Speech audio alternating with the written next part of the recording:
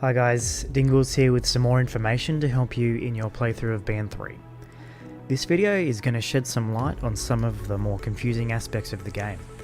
The game actually hides a lot of its information in the form of BBS posts, or in some cases gives little to no explanation whatsoever. There are also just a lot of cool interactions that you may never figure out on your own, which would be such a shame. Unfortunately, it's a lot to sift through, so I've done some of the groundwork for you.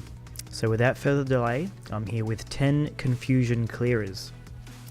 Tip number 1, Slasher.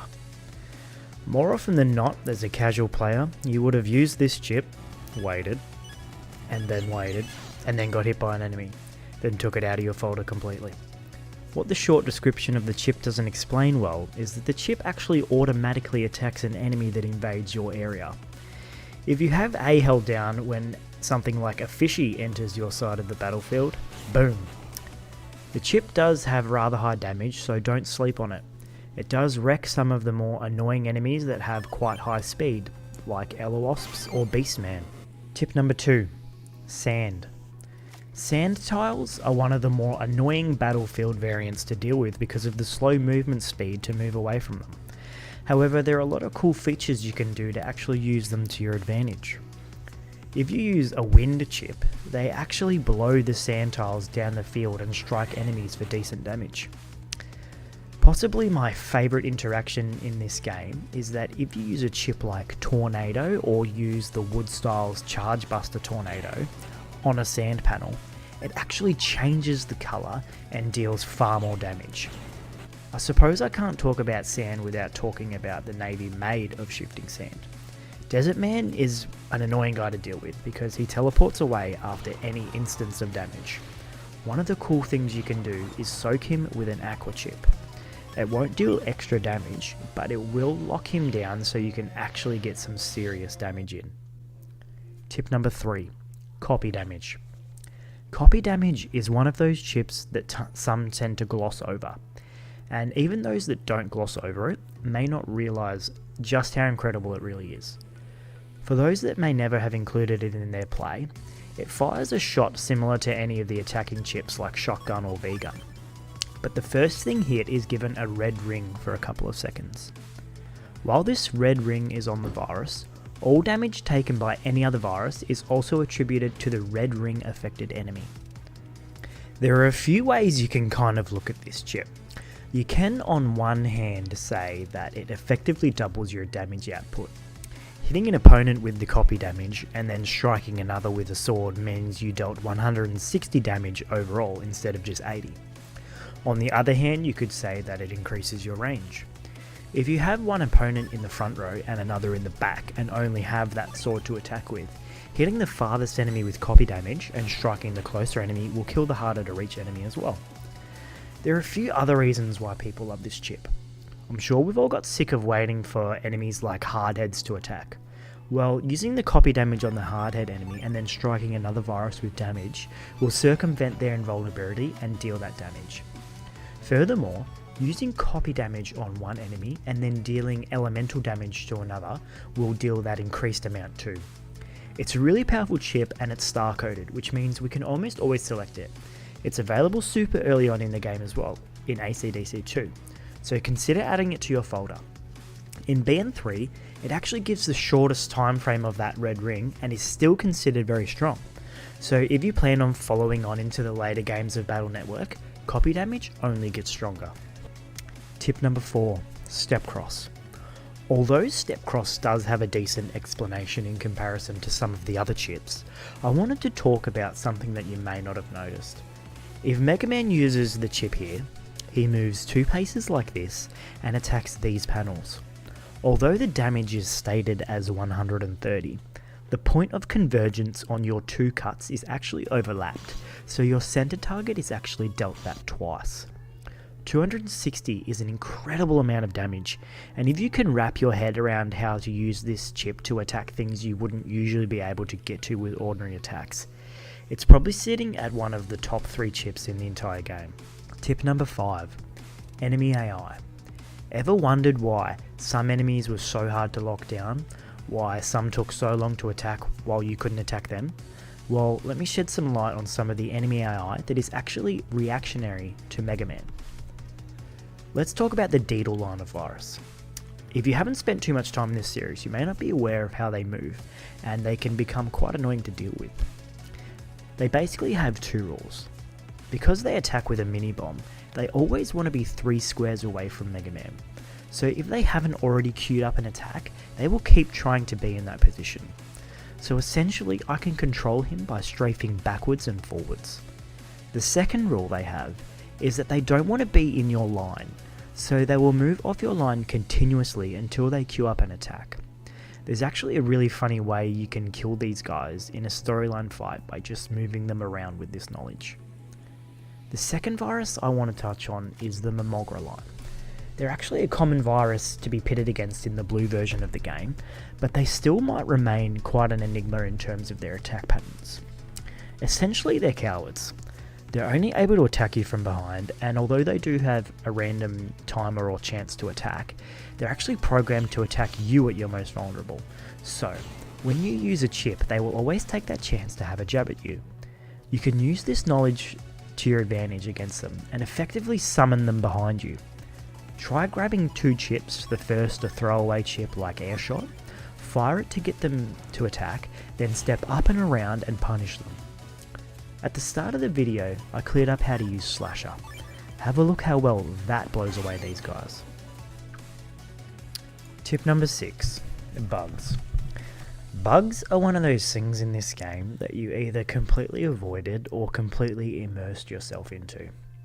Bugs come from breaking some or all of the rules of the Navy Customizer. One of the interesting things about bugs is that when you bug a specific program in certain ways, it has the opposite of its intended effect. Let's take Sneak Run for an example. Its effect when placed correctly on the command line is to reduce your encounter rate. If placed outside the command line, it actually increases your encounter rate dramatically. There are other effects when breaking a different rule or multiple rules. For instance, something we do in the speedrun is to break 2 rules using Buster program parts like this. The wrong type of part is on the line and 2 colours are touching. This effect actually gives what we deem a positive bug. The Buster now gives a guard effect when you fire it. I mentioned previously how you can control Deedle's movements with your own. Jagumba, the world record holder for a lot of the BN games, has designed this quick and efficient deletion during the storyline using those controls and the aforementioned Buster bug. I've left a link to the bugs and how to perform them below. Be mindful that if you keep a bug long term, it can give you bug style. If this is a style you don't particularly want, then take that particular bug off and work towards a different style to make sure you get it. Tip number 7, rock cubes. Rock cubes are a good way to stay safe when learning how to play this game. They'll block shots from a lot of the earlier viruses. However, one of the coolest things that you can do is actually shoot the rock cubes with an air shot or a guts punch to send it flying down the battlefield to do a whopping 200 damage. It's known as rock shot when you do this, and it's some of the greatest damage you can do in the early game, and because the chips required to do it are usually star coded, it can stay in folders well into the late game as well. I mentioned previously about how to bug your Navy Customizer. One of the bugs you can aim for modifies your Buster so that your charge shot malfunctions and places rock cubes. Maybe placing a lot of air shots and guts punches in your folder and rolling around with that bug is something you might have fun with. Tip number 8, MetalMan. The MetalMan chip is quite powerful in terms of the damage it can deal early on in the game and how early you're given access to it. It's relatively easy to get, so you'll probably find it in almost every casual playthrough at one point or another. One of the reasons you would remove it is because you might realise that it has short range or lack of ability to hit multiple things, and that might deem it not worth the slot in your folder. However, there is a way to move MetalMan to increase his versatility in getting to a target. What you'll be doing is holding down A throughout the time stop that happens when you use a chip. You'll then input a direction and notice that a yellow square appears. After a certain amount of time, or after no inputs are detected, it will then warp MetalMan to that spot and he'll attack from there as he usually would. The common pitfall here is how the directional inputs work. The first time you try it can be a little bit jarring or awkward. If you want MetalMan to move all the way to the right, unfortunately you can't just hold right, as this is what happens. You have to input the direction for each square. However, that allows you to do interesting things like this. Maybe this will encourage you to keep MetalMan in your folder throughout a playthrough of BN3 Legacy Collection. You can get a copy of MetalMan by battling Tamako after receiving your pet back when you spend the night at the Zoo's Inn during the Beastman phase of the game. Tip number 9, Prism. Once again, this is a fairly ambiguous definition. It's a returning chip from previous games, so fans that have played BN2 might be lucky enough to know how it works. Casual players might just throw this out and think, great, now what? Shooting the Prism with other chips is the key here. The light refractions multiply instances of damage that the chip will give.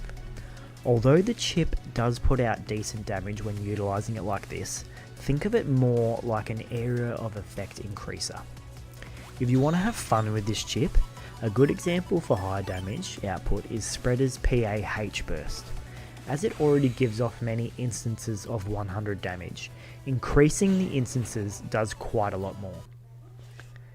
My last tip, number 10, is custom style. I wanted to touch on custom style because there's always been a bit of unnecessary confusion caused by the game's description of the benefits that the style gives you. Whenever you receive a new style, the very next time you enter your bedroom, you'll receive an email from your dad explaining the benefits of the style and element, as well as your elemental weakness. Almost all of the styles have a passive benefit and a benefit you can trigger. For example, Gut Style has a passive ability of giving you 2 times your attack damage up to a maximum of 10. Its triggered ability is when you rapid fire your Buster, it turns into a machine gun. Unfortunately, when your dad emails, he explains correctly that you have your passive ability as custom style, which is you receive 1 extra chip in your custom gauge. When he explains about your triggered ability, his wording is along these lines. If you manage to S-rank an enemy virus, without using your Mega Buster or chips, you'll receive special rewards. Now, I've never understood if the game has made a mistake here, if it's translated wrong, or if perhaps when Dad refers to the Mega Buster and then chips, he's also inferring Mega on both of them. The correct explanation is that you can't use your Buster at all and you can't use Mega Chips. You are intended to use standard chips. S-ranking viruses with these methods gives either a previously unavailable code of their chip. For instance, if you S-rank the Fishy virus with these methods, you can get Dash Attack Star. Certain types of viruses like the Metal 3s or Lava Cans actually give access to completely new chips. Happy hunting. Once again, a good chunk of the information provided today is in part to the Rockman EXE Zone and the smart fellas at Team BN. Thanks to everyone that stuck through these 10 confusion clearers. I know these videos can go for quite a long time, but I think my strength lies in thoroughness and detail. However, perhaps you preferred my recent shorter video. Let me know what suits you, or if you don't mind a mix of the 2 lengths and detail levels. To all those that are subbed, it means a lot to think that there are people out there that get something out of these videos. For my next video, I'll give some speedrunning tips that every casual player should employ. Cheers.